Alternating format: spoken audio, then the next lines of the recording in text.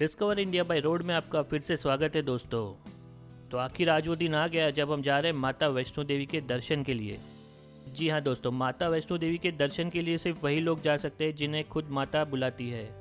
और ये बात मैं नहीं कहता, ये बात पूरी दुनिया कहती है। यहाँ तक कि माता वैष्णो देवी की वेबसाइट पर भी यह बात लिखी हुई है। यदि आपको भी माता का बुलावा आता है तो आपको इस यात्रा में कैसे जाना है, क्या करना है, क्या चीज़ें ले जानी है, क्या नहीं ले जानी है, इन सभी चीज़ों की जानकारी हम आपको इस वीडियो में दिखाने वाले हैं। तो इस पूरे वीडियो को आप ध्यान से देखिएगा। हमने हमारी यात्रा निहारिका भवन से शुरू की थी। इस यात्रा के दौरान हम निहारिका भवन से बाणगंगा चेक पोस्ट पहुँचे, जिसकी दूरी करीबन 1.5 किलोमीटर है।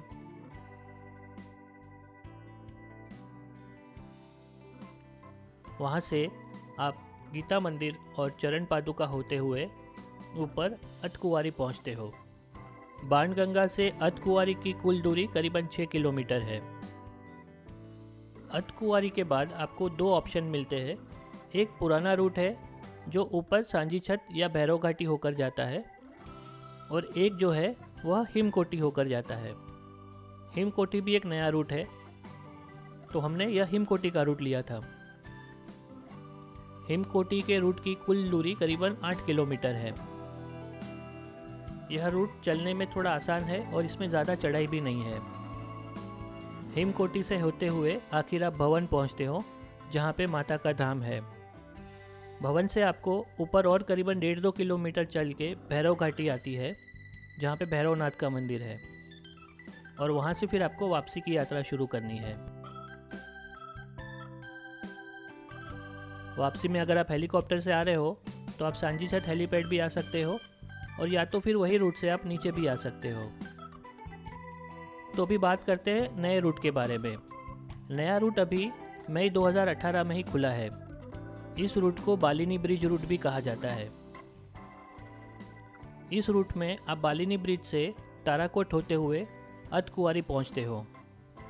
इस रूट की कुल दूरी करीबन 7 किलोमीटर है, यानी पुराने रूट से सिर्फ 1 किलोमीटर ज़्यादा।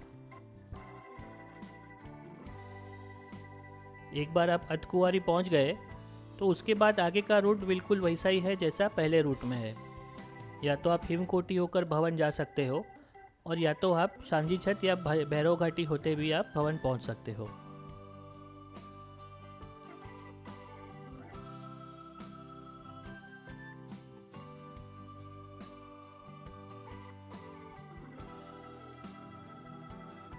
हमने हमारी यात्रा 2017 में की थी। तभी ऊपर जाने के लिए सिर्फ एक ही रूट था। दूसरे रूट का काम तभी चल रहा था। हमने हमारी यात्रा सुबह 4 बजे शुरू की थी। निहारिका भवन से बाणगंगा चेक पोस्ट के लिए आपको ऑटो मिल जाएगी। ऑटो का किराया करीबन 100 रुपये के आसपास होता है। यहाँ पे ऑटो वालों का पूरा राज चलता है, आप इनसे कोई भी बार्गेन नहीं कर सकते। सिर्फ 1.5 किलोमीटर की दूरी के लिए भी ये आपसे 100 रुपया चार्ज कर लेंगे। कटरा में ऑटो के अलावा और भी कोई ट्रांसपोर्टेशन मोड उपलब्ध नहीं है। यहाँ पे कोई बस या अन्य टैक्सी की सुविधा भी नहीं है, तो आपको इन ऑटो वाले के भरोसे ही रहना होगा। रास्ते में माता का पहाड़ जो था, त्रिकुटा पर्वत, काफ़ी खूबसूरत लग रहा था। जिस पे जो लाइटें थी वह देख के काफ़ी अच्छा लग रहा था। इस यात्रा में आपको कोई ज़्यादा सामान लेने की ज़रूरत नहीं है। सिर्फ आप अपने मौसम के हिसाब से अपने कपड़े साथ में रखिएगा। अगर ठंड में जा रहे हो तो गर्म कपड़े साथ में रखिए, और एक आध पानी की बोतल या थोड़ा सा खाने पीने का सामान रख सकते हो। वैसे तो पूरे रूट में आपको खाना मिल ही जाता है, लेकिन फिर भी इमरजेंसी में अगर आपको कुछ खाने के लिए लग गया, जैसे कुछ पेपरमिंट्स हो गए, एनर्जी बार्स हो गया, तो आप ये चीज़ें साथ में रख सकते हो। कुछ ही देर में हम बाणगंगा चेक पोस्ट पहुँच गए।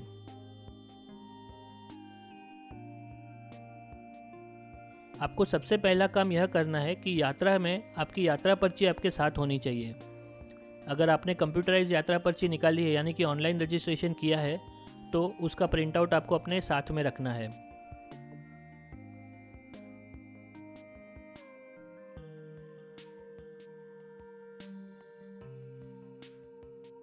बाणगंगा चेक पोस्ट में सबसे पहली बार आपकी यात्रा पर्ची की जांच होती है, और आपके सामान की भी यहाँ पे जांच होती है, और उसके बाद आप अपने रूट पर आगे बढ़ सकते हो।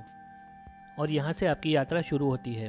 अंदर आते ही सबसे पहले आपको सामने एक रेट कार्ड दिखेगा, जिसमें पिट्ठू, पालकी या जो भी ऑप्शंस है, अगर आप चल के जाना नहीं चाहते हो तो क्या क्या ऑप्शंस है, इन सारों के रेट मिलेंगे आपको। लेकिन यह रेट आपको जो दिखाए गए हैं, ज़रूरी नहीं है कि आपसे यही चार्ज किया जाएगा। आप जिस सीज़न में जा रहे हो उस हिसाब से आपसे रेट लिया जाएगा। हम तो चल के ही जाने वाले थे, इसके लिए हमें इसकी कोई चिंता नहीं थी। आप जैसे जैसे आगे बढ़ोगे, आप सबसे पहले बात यह नोटिस करोगे कि यह जो रास्ता है, इसमें आपको चारों तरफ इन घोड़ों की और टट्टुओं की लीड दिखाई मिलेगी। यहाँ पे इतनी बदबू आती है कि आप अब मैं आपको क्या बताऊँ, लेकिन खैर कोई बात नहीं। इतने सारे घोड़े और टट्टुओं में आप अभी इन सब चीज़ों का कहाँ ध्यान रखोगे, कितना साफ़ सफाई करोगे। तो मुझे लगता है शायद जो नया रूट है, इसमें इन घोड़ों और टट्टुओं को अलाउड नहीं किया जाता है, तो आपको शायद वहाँ पे ज़्यादा साफ़ सफाई मिलेगी। और यहाँ पर एक्चुअली क्या होता है कि इनकी इतनी लंबी लाइन हो जाती है कि आपको ऐसे लगता है कि जैसे आपको इन्हीं पे जाके बिठा दिया जाएगा। तो अगर आप इस पे नहीं बैठना चाहते हो तो आप उनसे बचकर आगे निकल जाइएगा, जैसे हम लोग अभी निकल गए हैं।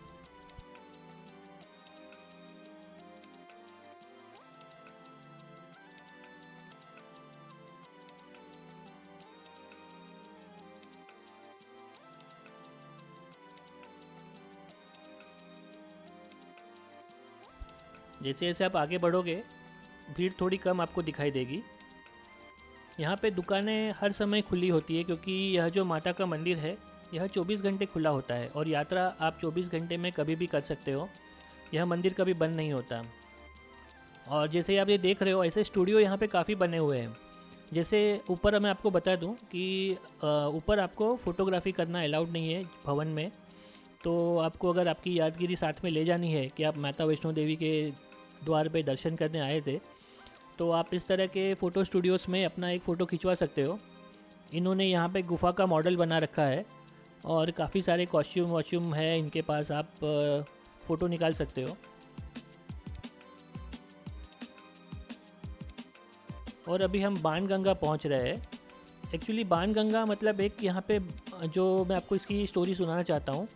शायद आप सभी को पता ही होगा कि माता वैष्णो देवी की कहानी क्या है, लेकिन अगर फिर भी आपको पता नहीं है तो मैं आपको यात्रा के दौरान थोड़े थोड़े समय पे आपको इसकी कहानी सुनाते रहूँगा कि यह इसके पीछे का महात्मा क्या है, कि लोग यह यात्रा क्यों करते हैं और यहाँ पे मतलब लोगों को इतनी श्रद्धा क्यों है।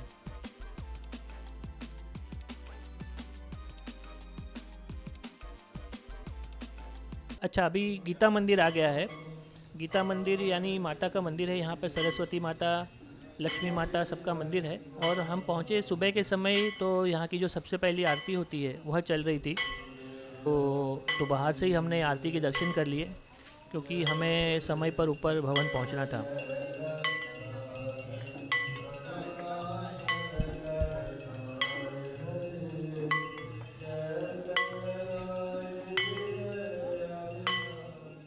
आप जैसे देख रहे हो, यहाँ पर रास्ते में मेडिकल यूनिट्स है, शौचालय है, तो यात्रियों के लिए काफ़ी सुविधाएं थोड़ी थोड़ी दूरी पर की गई है। तो आपको यहाँ पे कोई भी इस तरह की परेशानी नहीं होगी। बाणगंगा के बारे में काफ़ी कहानियाँ प्रचलित है। उनमें से एक कहानी यह भी है कि जब वैष्णवी माता बालिका स्वरूप में थी, तभी भैरवनाथ उनके पीछे पड़े थे। और जब वह भागते भागते त्रिकुटा पर्वत की तलेटी के पास पहुंची, तब उन्हें प्यास लगी और उन्होंने तीर से ज़मीन पर वार किया, तो वहां से एक पानी की धारा उत्पन्न हुई और माता ने उस धारा को ग्रहण किया और वहां पर स्नान करके अपने बाल भी धोए। तो आज भी भक्तों का यह मानना है कि यहाँ पर स्नान करने से काफ़ी पुण्य मिलता है। गीता मंदिर से कुछ ही दूरी पर फिर आता है चरण पादुका मंदिर। यह प्रथम दर्शन चरण पादुका मंदिर भी कहा जाता है। कहते हैं कि जब माता भाग रही थी और एक जगह पे आके रुक गई, और रुक के जब उन्होंने मुड़कर पीछे देखा कि भैरवनाथ आ रहा है कि नहीं, तभी वहाँ पे उनकी चरण पादुका स्थापित हो गई। हम चरण पादुका मंदिर में दर्शन नहीं कर पाए क्योंकि यह मंदिर अभी बंद था। हम जैसे जैसे आगे बढ़ रहे थे, तो दिन भी खिलने लगा था, अंधेरा कम हो गया था, तो हमें इस यात्रा में और भी आनंद आ रहा था।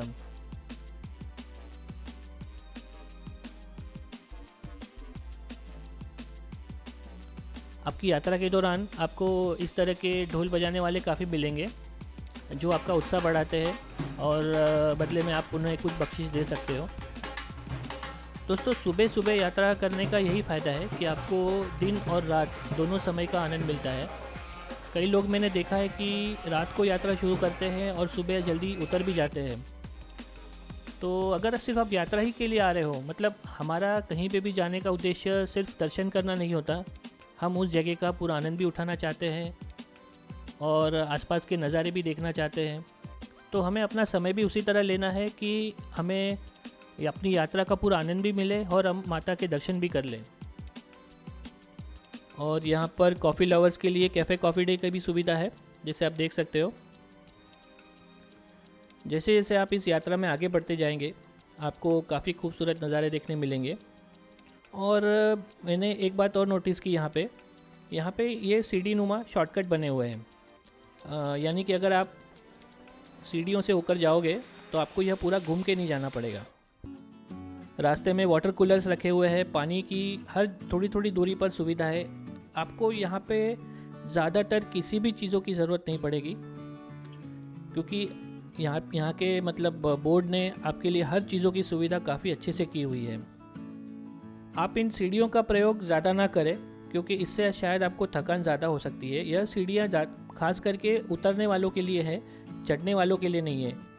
हर सीढ़ी की शुरुआत में इन्होंने एक साइन बोर्ड भी लगाया हुआ है कि सीढ़ियाँ कितनी है, और मतलब अगर आप हार्ट पेशेंट है या दमा के पेशेंट है तो आप कृपया इन सीढ़ियों का प्रयोग ना करें। हमने भी बीच में इन सीढ़ियों को शुरुआत में नहीं इस्तेमाल किया था, लेकिन हमें रिटर्न में हेलीकॉप्टर से आना है, तो फिर हमने सोचा कि सीढ़ियों का प्रयोग करके हम अपना थोड़ा सा समय बचा सकते हैं। यात्रा को आप एंजॉय कीजिए दोस्तों, यात्रा भाग भाग के मत कीजिए। आराम से थोड़ी थोड़ी देर में आप बैठिए, आसपास के नज़ारे देखिए और इस यात्रा का भरपूर आनंद लेते हुए आप आगे बढ़िए। यात्रियों के लिए बीच में ऐसे व्यू पॉइंट्स बनाए गए जहाँ से आप पूरा शहर देख सकते हो, आसपास के नज़ारे देख सकते हो। अभी जैसे ये व्यू पॉइंट है, यहाँ से आप अगर देखोगे तो आपको यहाँ से पूरा कटरा शहर दिखाई देता है। ये देखिए, आपके लिए मैंने अपने जूम कैमरे से ये जो कटरा का रेलवे स्टेशन है वो मैं आपको दिखा रहा हूँ। यहाँ से आपको यह पूरा शहर यानी एकदम खूबसूरत दिखाई देता है।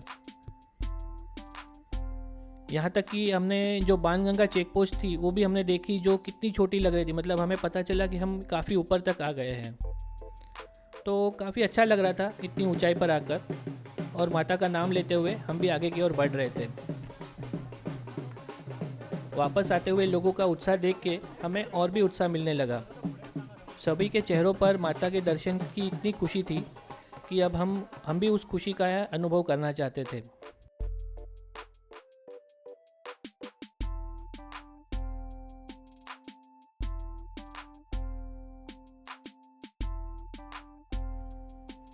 हम भी धीरे धीरे थोड़ा आराम करते हुए इन सीढ़ियों से ऊपर की ओर जाने लगे।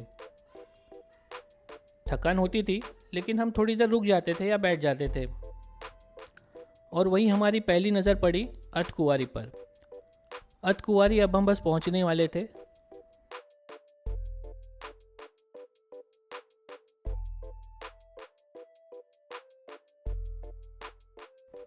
अर्धकुंवारी के बारे में भी मैं आपको कुछ जानकारी दे दूं। अर्धकुंवारी यानी इस जगह का भी एक खास महत्व है। जितना महत्व माता के स्थान का है, उतना ही महत्व इस अर्धकुंवारी का भी है। माना जाता है कि जब भी भैरवनाथ पीछे पड़ा था तो माता यहाँ अर्धकुंवारी में आई। उन्होंने एक गुफा के अंदर 9 माह तपश्चर्या की, और उस गुफा के अंदर जो जगह है, मतलब काफ़ी सकड़ी जगह थी। जैसे माता के गर्भ में बालक जो स्थिति में होता है, उस स्थिति में माता वहाँ पे रही थी। तो इसीलिए इस गुफा को गर्भजून भी कहा जाता है। और आज भी यहाँ पे अगर आपको दर्शन करने हैं तो काफ़ी समय आपको यहाँ पे रुकना पड़ता है। यहाँ पे आपको देखेगा काफ़ी सारे लोग हैं जो मतलब यहाँ पे 1-1, 2-2 दिन रुक जाते हैं। और यहाँ पे यात्रियों के लिए मतलब काफ़ी सारी सुविधाएं भी की गई है। जैसे यहाँ पे आपको कंबल मिल जाते हैं, रूम मिल जाते हैं, डोरमेट्रीज है। अगर आप यहाँ पे रुकना चाहते हो तो आप पहले से यहाँ पे बुकिंग भी करवा सकते हो अपने रूम का, क्योंकि लास्ट मोमेंट पे आपको शायद रूम तो नहीं मिलेंगे। लेकिन यहाँ पे तो लोग कहीं भी सो जाते हैं, मतलब जैसे देख रहे हो आपको आसपास दिखाई देगा, जो लोग बैठे हुए रुके हुए हैं वो यहाँ पे मतलब दर्शन के लिए रुके हुए हैं। तो देखते हैं अभी ऊपर की क्या परिस्थिति है, हमें यहाँ पे दर्शन के लिए कितना वेटिंग मिल रहा है। तो उम्मीद करते हैं कि मतलब हमारे यहाँ भी दर्शन हो जाए। यहाँ पे आपको करना क्या होता है कि ऊपर जाते ही एक काउंटर है जहाँ से आपको अपना ग्रुप नंबर लेना होता है। इस ग्रुप नंबर में करीबन बताया जाता है कि आपको कितनी देर रुकना है, मतलब अभी कौन सा नंबर चल रहा है और आपका नंबर आने में और कितना समय लग सकता है। और यह रहा माता जी का मेन परिसर, जहाँ से गुफा में जाने का रास्ता है, आप देख सकते हो। यहाँ पे जो सब बैठे हुए हैं ये शायद एक ग्रुप वाले हैं और अगले ग्रुप के आने की राह देख रहे हैं। एक ग्रुप को करीबन 2 घंटे लगते हैं यह दर्शन करके आने में, और शायद इन लोग 50 लोग भेजते हैं एक ग्रुप में। और ये देखिए यहाँ पे ये सब यात्रियों के लिए ऊपर भवन बने हुए हैं। यह भवन में आप रह सकते हो। अब यह गर्भजून पर्ची कक्ष है। यहाँ पे जब हमने पूछताछ की तो हमें पता चला कि 35 घंटे का वेटिंग चल रहा है दोस्तों। अब 35 घंटे का वेटिंग मतलब अगर हम अभी ग्रुप नंबर लेकर जाए तो वापसी तक भी हमें इसके दर्शन करने मिलने वाले नहीं थे। तो हमने उम्मीद छोड़ दी यहाँ पे दर्शन की, क्योंकि हमें माता के दर्शन करने थे।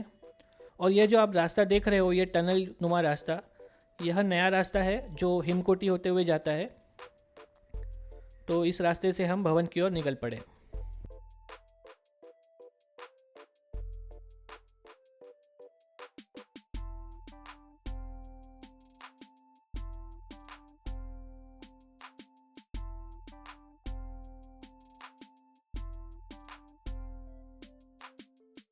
आप जैसे इस टनल से बाहर आते हो आपको एक काफ़ी साफ़ सुथरा अनुभव होगा।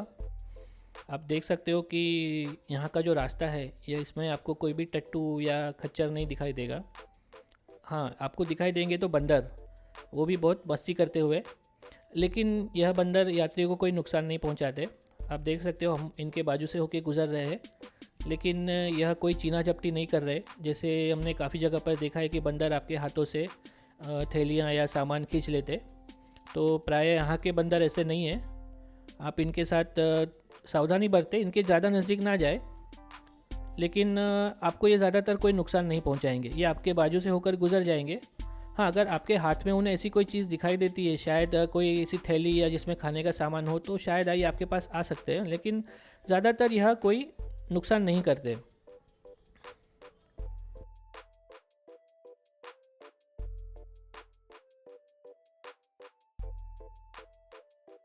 तो अभी हम इस रास्ते से आगे होते हुए जा रहे हैं। आप देख सकते हो यहाँ पे मतलब रास्ता, यह रूट जो है यह काफ़ी सुविधाजनक है यात्रियों के लिए। सीधा आपको चल के जाना है, यहाँ पे कोई चढ़ाई भी नहीं है। पिट्ठू पालकी वाले भी इसी रूट का प्रयोग करते हैं, क्योंकि उन्हें भी इसमें ज़्यादा चढ़ाई नहीं करनी पड़ती। और तभी अचानक हमने कुछ आवाज़ सुनी। हमने देखा कि हेलीकॉप्टर हमारे आसपास ही है। हमने जब भी गौर से देखा तो हमने देखा कि एक हेलीकॉप्टर हमारे ऊपर से होकर जा रहा था। तो हमें अंदाज़ा आया कि शायद ऊपर ही कहीं पे हेलीपैड होना चाहिए। कुछ गधे देखे, लेकिन ये शायद सप्लाई वाले जो गधे थे, जो पैसेंजर्स वाले, इन लोग अलाउड नहीं करते। और रास्ते में यात्रियों के लिए इस तरह से काफ़ी भोजनालय बने हुए हैं, जिसमें काफ़ी रिजनेबल रेट्स में आपको खाने का सामान मिल जाएगा। बाकी की जो दुकान है वो काफ़ी महंगे हैं, तो हो सके तो आपको जो भी खाने पीने की चीज़ें चाहिए आप यहीं से ले लीजिए। और रास्ते में आप देख सकते हो कि मतलब सुविधाएं काफ़ी अच्छी की गई है। एम्बुलेंस है, बैटरी कार, यहाँ पे आपको बैटरी कार भी मिल जाएगी। और तभी हम आप पहुँचे हिमकोटी। ये हिमकोटी व्यू पॉइंट है। यहाँ पे भी यात्रियों के लिए काफ़ी सारी सुविधाएं है। जैसे कि आप ये देख सकते हो डोसा पॉइंट है। हालांकि जब हम पहुँचे तभी यहाँ पे डोसा मिल नहीं रहा था, क्योंकि सुबह का जल्दी का समय था, तो डोसे थे नहीं तभी वहाँ पे। और यहाँ पे एक छोटा सा और एक फूड आउटलेट है जहाँ से आप छोले भटूरे है, राजमा चावल है, ये सब चीज़ें खा सकते हो। और एक व्यू पॉइंट बना हुआ है जहाँ से आप आसपास के नज़ारे देख सकते हो। लेकिन हमें तो अभी ऊपर जाने की घाई थी, तो हम ऊपर की ओर जा रहे थे।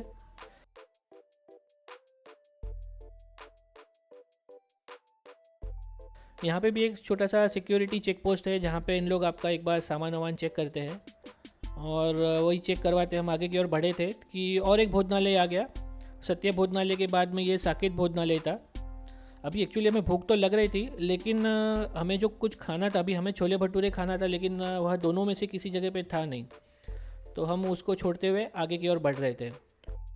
और यहाँ पर दूसरा यात्रा पर्ची काउंटर है जहाँ पे आपको अपनी यात्रा पर्ची चेक करवानी है, और उस पर ये स्टैम्प मार के आपको एक ग्रुप नंबर देते हैं। हमारे समय इतनी भीड़ भाड़ नहीं थी, इसलिए हमें ग्रुप नंबर लेने की ज़रूरत नहीं पड़ी, हम सीधे जाके दर्शन कर सकते थे। लेकिन अगर यदि आप सीज़न के समय आते हो, जैसे नवरात्रों में या वेकेशन के टाइम पे, तो उस वक्त हो सकता है आपको यहाँ पे काफ़ी इंतज़ार करना पड़े। आपका ग्रुप नंबर आने पर ही आपको दर्शन करने दिया जा सकता है। और यहाँ से भवन ज़्यादा दूर नहीं है दोस्तों।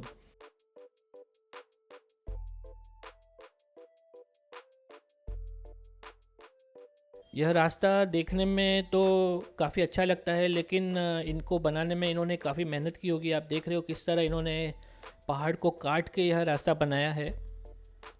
तो इसीलिए यहाँ पे काफ़ी जगह पे लैंडस्लाइड होती रहती है, मतलब जहाँ पे पत्थर गिरते हैं। तो आप ध्यान रखें, यहाँ पे काफ़ी सारी जगहों पर ऐसे मार्किंग किए गए, मतलब नोटिस लगाई गई है कि वहाँ पर आप ना बैठें। जहाँ पे कुर्सियाँ रखी हुई है उसी जगह पे आप बैठिए। बाकी जहाँ पे ऐसे संभावित क्षेत्र है जहाँ पे पत्थर गिर सकते हैं, तो वहाँ से आप दूर रहे तो अच्छा होगा।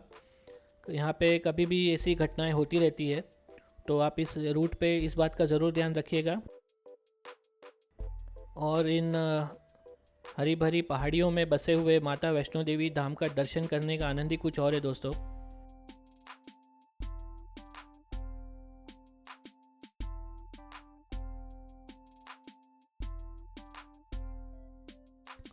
और ये अचानक मेरी वाइफ को कुछ पुरानी सीढ़ियाँ नज़र आ गई। जी हाँ दोस्तों, ये पुरानी सीढ़ियाँ है, शायद पता नहीं पुराने ज़माने की सीढ़ियाँ है या कंस्ट्रक्शन के टाइम पे बनी हुई है, लेकिन यह तो काफ़ी ख़तरनाक नज़र आ रही है। और यह कुछ आगे बढ़ रही, हमने देखा कि यहाँ पे सारी बैटरी कार्स लाइन में खड़ी हुई है। मतलब ये बैटरी कार का लास्ट स्टॉप है, आपको बैटरी कार्स यहाँ तक छोड़ेगी। आप अर्धकुंवारी से भवन तक बैटरी कार में भी आ सकते हो।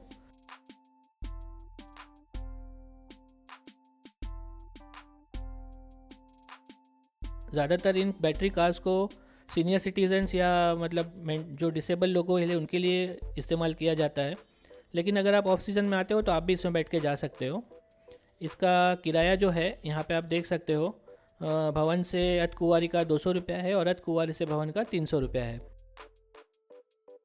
और यहाँ पे आखिरी चेक पोस्ट है। यह आखिरी चेक पोस्ट में आपको अपना सामान वापस चेक करवाना है। आप देख सकते हो कि हमने जो शूटिंग किया है यह सब कैमरे से किया है, मतलब यहाँ पे आप कैमरा लाना अलाउड है। आप हो सके तो सिर्फ जो कैमरे का बैग है बड़ा, वो आप ना ले जाए, उसको अपने दूसरे बैग में रख दे। और आप जैसे देख सकते हो हमारे पीछे भवन का बहुत ही खूबसूरत दृश्य है।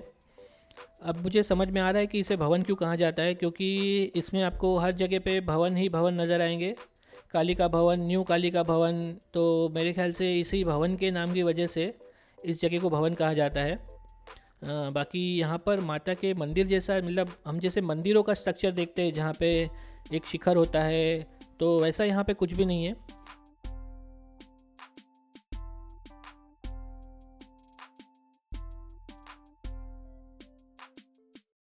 और अभी यहाँ पे रोपवे का काम भी चल रहा था, हमने जब भी देखा। तो यहाँ पे मतलब अभी भवन से ऊपर भैरव घाटी के लिए रोपवे की सुविधा की जा रही है, क्योंकि काफ़ी सारे लोग भैरव घाटी की जो चढ़ाई है वो काफ़ी सीधी चढ़ाई है, तो काफ़ी लोग उसे नहीं कर पाते हैं। तो अभी यह जो रोपवे है ये काफ़ी बन के तैयार हो गया है, और मुझे लगता है शायद 2018 के अंत तक यह शुरू भी हो जाएगा। तो उम्मीद है फिर आगे जाके जो लोगों को परेशानी होती है ऊपर भैरव घाटी जाने की, वो कम हो जाएगी।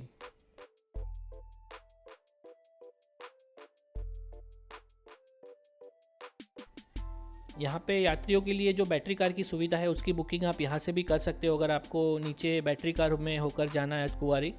और वैसे आप देख सकते हो कि परिसर में यहाँ पे इन्होंने काफ़ी साफ़ सफाई रखी हुई है। तो मेरी सबसे एक गुजारिश है कि अगर आप ऐसी जगहों पे यात्रा के लिए जाते हो तो आप इस साफ़ सफाई में आप भी अपना सहयोग दें। जहाँ तक हो सके अपना कचरा जो है कूड़ेदान में डालें, यहाँ वहाँ ना फेंके। थूकने की जो जगह है वो आप कहीं भी मत थूकिए। और अभी हमें लग रही थी बहुत सारी भूख, तो हम आ गए थे यहाँ पे एक भोजनालय जिसे मनोकामना भवन भोजनालय कहा जाता है। और आखिर हमें यहाँ पे वो चीज़ मिल गई जो हमें खाना था। हमें यहाँ पे छोले भटूरे मिल गए, तो हमने फटाफट यहाँ पे क्विक बाइट लिया। और क्योंकि दर्शन करके हमें ऊपर भैरव घाटी जाना था तो हमने फटाफट खा के आगे की ओर निकल पड़े।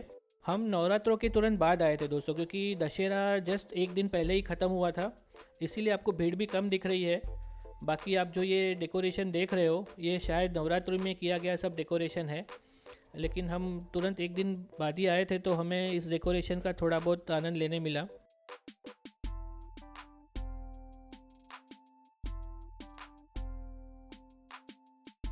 नवरात्रों में इस जगह को काफ़ी अच्छी तरह से सजाया जाता है, लेकिन मतलब जैसे मैंने कहा था कि अगर आप इस टाइम पे आते हो तो भीड़ भी उतनी ही होती है। तो आप इतनी ऊपर चढ़ाई करके आओ और आपको एक 5 सेकंड भी दर्शन करने ना मिले तो मज़ा नहीं आता है।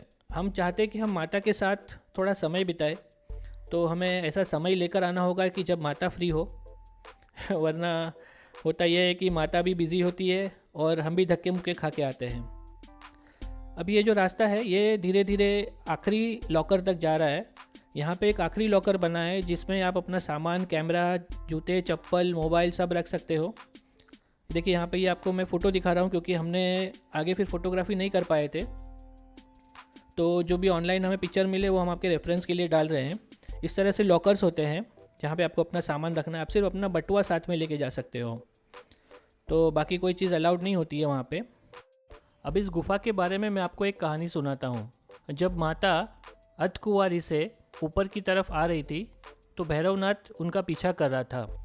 तो माता इस गुफ़ा के अंदर जाकर तपस्या करने लगी। जब भैरवनाथ इस गुफ़ा के द्वार तक पहुँचा तो वहाँ पर एक साधु ने उन्हें रोकने की कोशिश भी की, लेकिन वह नहीं माना। तभी हनुमान जी वहाँ पर मौजूद थे और उन्होंने भैरवनाथ के साथ में युद्ध किया, जिस युद्ध में भैरवनाथ मायावी शक्तियों की वजह से हनुमान जी पर भारी पड़ रहे थे, जिसे देखकर माता को काफ़ी क्रोध आया और उन्होंने अपना चंडी रूप धारण कर लिया, जिसे देखकर भैरवनाथ काफ़ी डर गया और उसे यह एहसास हुआ कि वह जिसके पीछे पड़ा है वह तो महाशक्ति है, और वो वहाँ से भागा। तो माता ने अपने त्रिशूल से उस पर वार किया और त्रिशूल से वार करते ही उसका सर धड़ से अलग हो गया और यह सर वहाँ से करीबन 1.5-2 किलोमीटर ऊपर पहाड़ी पर जाकर गिरा। और तुरंत ही भैरवनाथ को अपनी गलती का एहसास हुआ और उसने माता से क्षमा मांगी। माता ने उसे क्षमा भी किया और कहा कि आज के बाद अगर कोई भी भक्त मेरे दर्शन के लिए आता है तो उसे मेरे दर्शन के पश्चात तुम्हारे दर्शन भी करने पड़ेंगे, तभी उसकी यात्रा सफल मानी जाएगी। इसीलिए सभी भक्त माता के दर्शन के बाद भैरव घाटी के दर्शन ज़रूर करते हैं। तो अभी हम आपको बताते हैं माता के दर्शन के बारे में। माता का स्थान एक गुफ़ा के अंदर है। एक्चुअली यहाँ पर एक पुरानी गुफ़ा बनी हुई है, लेकिन उसका रास्ता बहुत ही सकड़ा है और इस गुफ़ा को सिर्फ तभी खोला जाता है जब यात्रियों की संख्या 10,000 से कम हो। यानी जब भी आप एकदम, अगर आप बर्फ़ हो यहाँ पे दिसंबर के टाइम पे आते हो या जनवरी के टाइम पे आते हो, जब यहाँ पे बहुत बर्फ़ हो जाती है और यात्रियों की संख्या घट के केवल 10,000 हो जाती है, तभी इस रास्ते को दर्शनों के लिए खोला जाता है। अन्यथा 2 टनल बनाई गई है जिसके थ्रू आप दर्शन होते, जो नई टनल से उनके थ्रू आप दर्शन कर सकते हो। टनल से होते हुए आप अंदर जाकर माता के पिंडियों के दर्शन करते हो और आप दूसरी साइड से बाहर आ जाते हो। तो हम भी अपनी यात्रा में उस टनल तक पहुंच गए जहां से अंदर जाके हमने माता के दर्शन किए और उनके आशीर्वाद लेकर हम बाहर आए। जैसे ही बाहर आते हो आपको माता का चरणामृत वहाँ पे मिलेगा। माता का चरणामृत आप ग्रहण कीजिए और वापसी में आपको एक प्रसाद दिया जाएगा जिसमें कुछ शक्कर के दाने और एक माता का सिल्वर कॉइन होता है, जो आपको एक टोकन की तरह दिया जाता है कि आप जो यहाँ पर आप आए तो माता का आशीर्वाद समझ के आप उसको ले सकते हो। और वापस आप लॉकर रूम से अपना सामान लेकर अपनी आगे की यात्रा शुरू कर सकते हैं। हम लोग अगली यात्रा के लिए जा रहे थे भैरव घाटी। तो जैसे मैंने कहा कि भैरव घाटी में भी काफ़ी ऊपर चढ़ाई है, तो यहाँ पे भी आप पिट्ठू, पालकी, पोनी काफ़ी सारे ऑप्शन हैं, तो आप ले सकते हो। लेकिन चल के जाना था भाई, हमें तो चल के ही जाना था, चाहे कैसा भी रास्ता हो। तो हम तो निकल पड़े ऊपर की ओर। और जैसे जैसे ऊपर जा रहे थे, भवन हमसे थोड़ा दूर होते जा रहा था। आप देख सकते हो भवन अभी और छोटा दिखाई दे रहा है। और हम इसी यहाँ पे ज़्यादातर सीढ़ियाँ हैं और हमें किसी तरह टाइम टू टाइम पहुँचना था, क्योंकि हमारा 4:30 बजे का हेलीकॉप्टर था और हेलीकॉप्टर के टाइम से 1 घंटा पहले हमें वहाँ पे पहुँचना है। और अभी करीबन 1-1:30 बज गया था। तो 1-1:30 बज गया था, तो हमें फटाफट भैरव घाटी दर्शन करके नीचे सांजीता हेलीपैड करीबन 3:30 बजे तक पहुँच जाना था। तो अभी हमने यहाँ पे पूरी जगह पे यह सीढ़ियों वाला रास्ता ही लिया।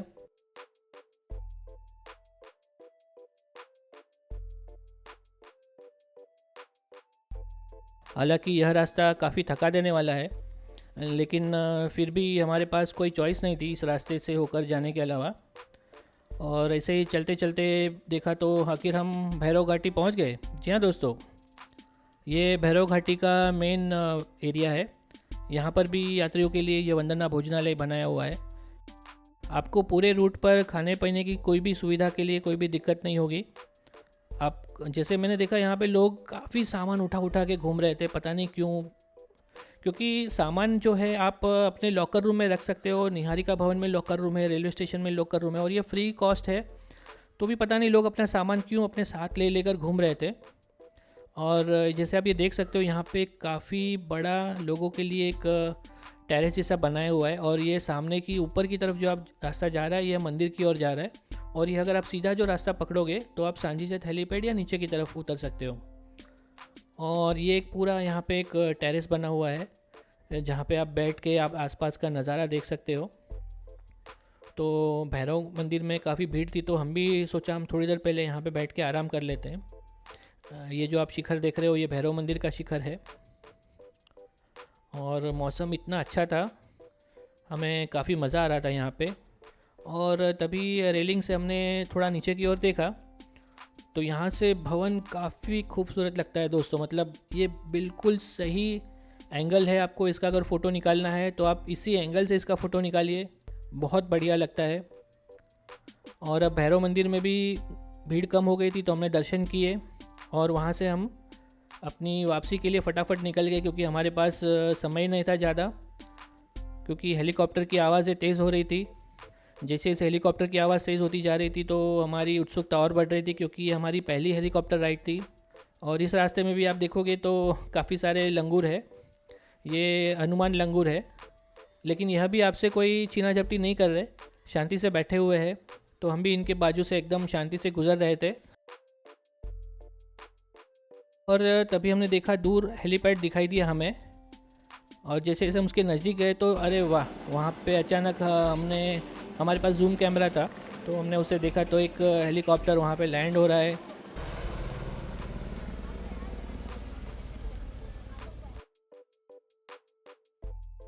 और इस रास्ते में एक ओम व्यू पॉइंट करके भी बना हुआ है, जहाँ से आप आसपास के नज़ारे देख सकते हो। और कुछ और नीचे उतरने के बाद हम सांजी छत पहुँच गए। लेकिन सांजी छत जो है वो एक्चुअली पुराना एक वहाँ पे हेलीपैड बना हुआ है, और उससे थोड़ी ऊपर की तरफ ये नया हेलीपैड बना है। तो हमें लगा कि हम पहुँच गए, लेकिन अभी हमें उस ऊपर वाले हेलीपैड पे जाना है, क्योंकि ऑपरेशनल वही था। जो यहाँ का जो दूसरा हेलीपैड था ये ऑपरेशनल नहीं था। तो अब हमें फटाफट भागना था। और वाकई में दोस्तों हमारे पास समय बहुत ही कम था। तो हम मतलब देख रहे थे कि कैसे करें, मतलब पहुँचे। हमें पहली बार जा रहे थे तो हमें पता नहीं था कि यहाँ पे इन लोग मतलब अगर लेट पहुँचे तो जाने देंगे या नहीं देंगे। जैसे जैसे हेलीकॉप्टर्स की आवाज़ आती जा रही थी, हम और भी एक्साइटेड हो रहे थे।